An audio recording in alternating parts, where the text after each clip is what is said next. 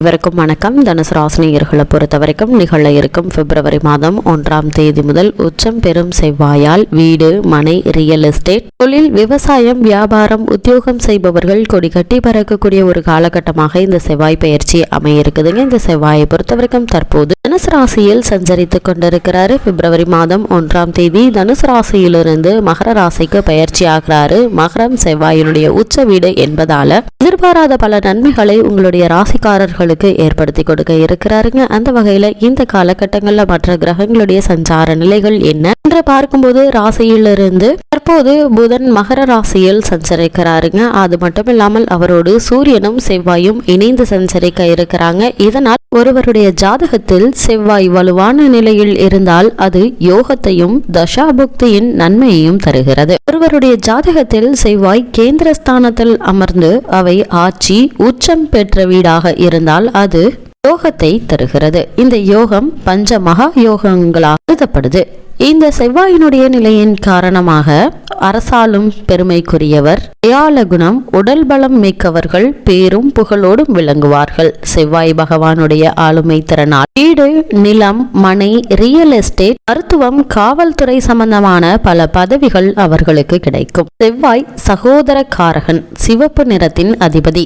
அது மட்டுமில்லாமல் செவ்வாய் ஆண் கிரகம், அதிலும் தைரியமான ஒரு கிரகம். செவ்வாய் துடிப்பானவர், இளமையானவர், இளரத்தம், வீரமான கோபமான இளைஞனை பெற்றவர் போன்றவர் செவ்வாய். எதற்கும் பயப்பட மாட்டார். துடிப்பானவர், தைரியத்தையும் வீரத்தையும் குறிக்கக்கூடியவர் செவ்வாய். ஜாதகத்தில் செவ்வாய் நல்ல நிலையில் இருந்து செவ்வாய் திசை ஒருவருக்கு நடந்தால் தைரியம் அதிகரிக்கும். சகோதரர்களால் நன்மைகள் நடக்கும். செவ்வாய் ரத்தத்திற்கு காரகம். செவ்வாய் பூமி காரகன். அதனால் வீடு, நிலம் வாங்குவதற்கான முயற்சிகளை ஈடேற்றி கொடுப்பாரு. வீடு, நிலம், கட்டிடம் கட்டலாம். தொழில் மற்றும் வியாபாரத்தில் நல்ல ஒரு முன்னேற்றத்தை ஏற்படுத்தி கொடுப்பாரு. ஒருவருடைய ஜாதகத்தில் செவ்வாய் நல்ல நிலையில் இருந்து செவ்வாய் திசை ஒருவருக்கு நடந்தால் தைரியம் அதிகரிக்கும். சகோதரர்களால் நன்மைகள் நடக்கும். செவ்வாய் ரத்தத்திற்கு காரகன். செவ்வாய் பூமி காரகன். வீடு, நிலம் வாங்குவதற்கான முயற்சிகள் ஈடேறும். வீடு, நிலம், கட்டிடம் கட்டலாம். தொழில் வியாபாரத்தில் அதிக லாபம் கிடைக்கும். ஜாதகத்தில் சந்திரனும் செவ்வாயும் இணைவது சந்திர மங்கள யோகத்தை ஏற்படுத்தும். சந்திரன் வளைப்பிறை சந்திரனோடு சேர்ந்து இருந்தால் செவ்வாய் தசை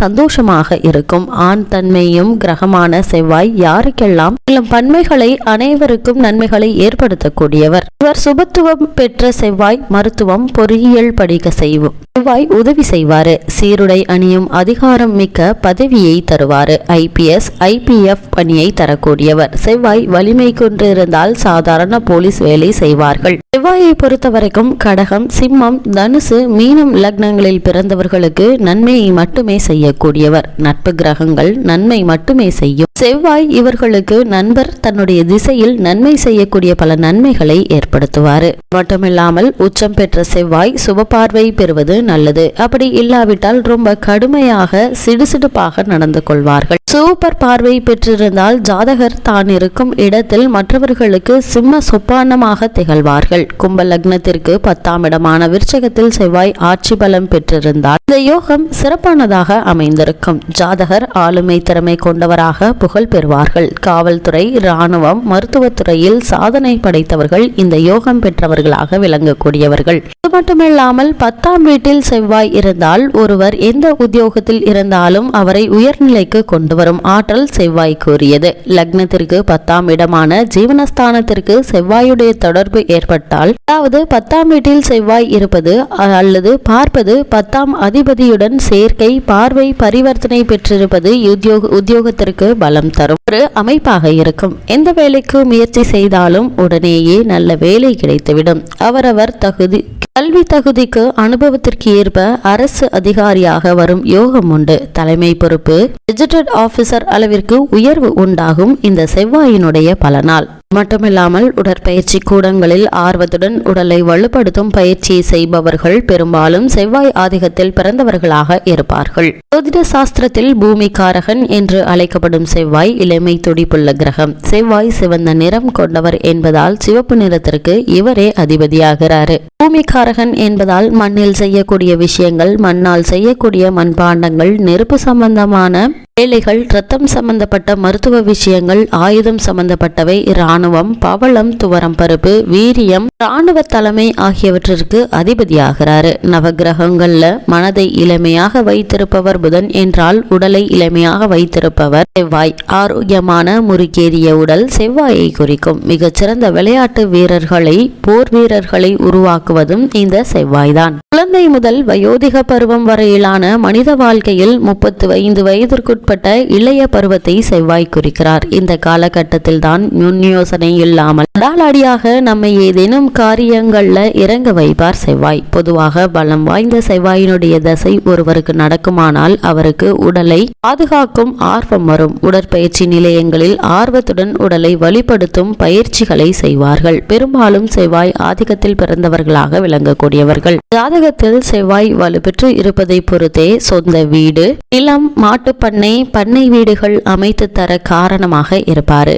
கூடவே மற்ற சுபகிரகங்களுடைய பார்வை இருந்தால்தான் அவற்றை முழுமையாக அனுபவிக்க முடியும். தொழில் ஸ்தானமான 10ஆம் இடத்தோடு செவ்வாய் சம்பந்தப்பட்டால் ஒருவரை விளையாட்டு, உடற்பயிற்சி சம்பந்தப்பட்ட துறைகளில் பொருளீட்ட வைப்பார். பூமி சம்பந்தப்பட்ட ரியல் எஸ்டேட் தொழிலிலும் ஜாதகத்தார் கொடி கட்டி பரப்பார்கள். அபாரமான லாபம் தருவது, வீடு கட்டி விற்கும் பில்டர்களுக்கு கோடி கணக்கில் பணத்தை அள்ளி தருபவரும் இந்த செவ்வாய்தான். இந்த செவ்வாயை பொறுத்த வரைக்கும் தோஷம் என்று ஒன்றுண்டு. திருமண பொருத்தத்தில் செவ்வாயினுடைய பங்கு மிக முக்கியமானது. ஆண் ஜாதகத்தில் செவ்வாய் நன்றாக அமர்ந்திருந்தால் இல்லற சுகத்தில் வீரியத்துடன் செயல்பட முடியும். பெண் ஜாதகத்தில் பூப்படைதல், மாதவிடாய் உறவில் இன்பம், பாலுணர்வு போன்றவற்றை தூண்டக்கூடியவர் செவ்வாய்தான். ஆகையால் தான் மறைமுகமாக தோஷம் என்ற பெயரில் திருமண பொருத்தத்தில் செவ்வாய்க்கு மிகுந்த முக்கியத்துவம் கொடுக்கப்படுகிறது. திருமண பந்தத்தில் இருவருடைய உடல் சேர்க்கையை வம்சம் விருத்தியடைய முக்கியமானது. இருவருக்கும் அந்த இச்சையை தருவதில் செவ்வாய் உதவுகிறார். அப்படி இல்லாத பட்சத்தில் அவை செவ்வாய் தோஷமாக கருதப்படுகிறது. இவ்வளவு நாட்களாக பண வருவாயில் இருந்த சிக்கல்கள் நீங்கி நல்ல ஒரு முன்னேற்றம் ஏற்பட இருக்குதுங்க. அதிக வருமானம் ஏற்படக்கூடிய ஒரு தருணமா இந்த காலகட்டம் அமைஞ்சிருக்குது. லாபாதிபதி சுக்கிரன் ராசியில் இருந்து 7ஆம் இடத்தை பார்ப்பதால குடும்பத்தில் மகிழ்ச்சி உண்டாக இருக்குதுங்க. முக்கிய கிரகங்கள் சுபபலத்துடன் சஞ்சரிப்பதால எதிர்பாராத பல நன்மைகள் உங்களுடைய வாழ்வில் ஏற்படக்கூடிய ஒரு தருணமா இந்த செவ்வாய் பயிற்சி அமைஞ்சிருக்குது. உத்தியோகஸ்தர்களுக்கு காரணமே இல்லாமல் மறுக்கப்பட்டு வந்த பதவி உயர்வு, ஊதிய உயர்வு, உத்தியோகத்தில் கிடைக்க வேண்டிய சலுகைகள் ஆகியவற்றை தற்போது நீங்க எதிர்பார்க்கலாங்க. அதே போல சுப நிகழ்ச்சிகளுக்கான வாய்ப்புகளும் இந்த காலகட்டங்கள்ல எதிர்பாராத தருணங்கள்ல ஏற்பட இருக்குதுங்க. மகிழ்ச்சியும் மன நிறைவும் தரக்கூடிய ஒரு தருணமா இந்த செவ்வாய் பயிற்சி அமைய இருக்குதுங்க. திருமணமாகி குழந்தையை எதிர்பார்த்து காத்து கொண்டிருக்கும் பெண்மணிகளுக்கு புத்திர பாக்கிய யோகம் கிடைக்கக்கூடிய ஒரு காலகட்டமாகவும் இந்த செவ்வாய் பயிற்சி அமைஞ்சிருக்குதுங்க. தனுசு ராசினியர்களை பொறுத்த வரைக்கும் சனி 3ஆம் இடத்தில் இருப்பதால் தொட்ட காரியங்கள் அனைத்துமே பலிகமாக இருக்கு. ஒருவேளை உங்களுக்கு நீதிமன்ற வழக்குகள் இருந்தாலும் கூட அந்த வழக்குகள்ல சாதகமான தீர்ப்பினை தற்போது நீங்க எதிர்பார்க்கலாங்க. ராசினியர்களை பொறுத்த வரைக்கும் இந்த காலகட்டங்கள்ல சுக்கிரன் பலமாக இருப்பதால கலைத்துறையினருக்கு இவ்வளவு நாட்களாக தட்டி போய் கொண்டிருந்த வாய்ப்புகள் தானாக உங்களை தேடி வந்து கிடைக்க இருக்குதுங்க. அதே மாதிரி ரியல் எஸ்டேட், வீடு, மனை சம்பந்தமான தொழில் மேற்கொண்டு வருபவர்களுக்கு எதிர்பாராத லாபம் ஏற்படக்கூடிய ஒரு தருணமாய் இத்தருணம் அமையிருக்கு என்பதை கிரகங்களுடைய சஞ்சார நிலைகள் தெளிவாகவும் உறுதியாகவும் எடுத்துக்காட்டுதுங்க. தனுசு ராசினியர்களை பொறுத்த வரைக்கும் இந்த செவ்வாய் பயிற்சி நிகழக்கூடிய இத்தருணங்கள்ல என்ன மாதிரியான விஷயங்களை நீங்கள் சற்று கவனமாக இருக்க வேண்டும் என்று பார்க்கும்போது, சுகஸ்தானத்தில் ராகு இருக்கிறாருங்க. எனவே அலைச்சல்களும் அவ்வப்பொழுது ஆரோக்கிய குறைவும் ஏற்படக்கூடுங்க. அதிக வெளியூர் பயணங்களை தவிர்ப்பது மிக மிக நல்லது. குறிப்பா வண்டி வாகனம் ஓட்டும் போது எச்சரிக்கை தேவைங்க. காரணம் 4ஆம் இடத்தில் ராகு சஞ்சரிக்கிறாருங்க. சுகஸ்தானத்தில் சர்ப்பகிரகமான ராகு இருப்பதால எல்லாம் இருந்து ஏதோ இல்லாதது போல வெறுமை இருக்குங்க. சூரியன் இருப்பதால் பேச்சில் கவனமாக இருப்பது மிக மிக அவசியம். தேவையில்லாத விஷயங்கள்ல நீங்கள் தலையிடாமல் ஒதுங்கி இருப்பது மிகவும் நல்லது என்பதை கிரகங்களுடைய சஞ்சார நிலைகள் தெளிவாகவும் உறுதியாகவும் எடுத்துக்காட்டுதுங்க. தனுசு ராசினியர்களை பொறுத்த வரைக்கும் கிரக நிலைகளின் ரீதியாக கூறப்படும் பரிகாரம் என்ன என்று பார்க்கும்போது, கண்ணனை சிறிது எண்ணெய் நிவேதனம் செய்து வழிபட எண்ணற்ற நன்மைகள் உங்களுடைய வாழ்வில் உண்டாகும்.